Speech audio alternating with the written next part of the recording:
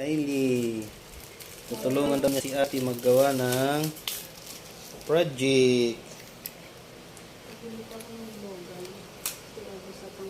Yan na. Kinakalat na ni Kylie ang sikit.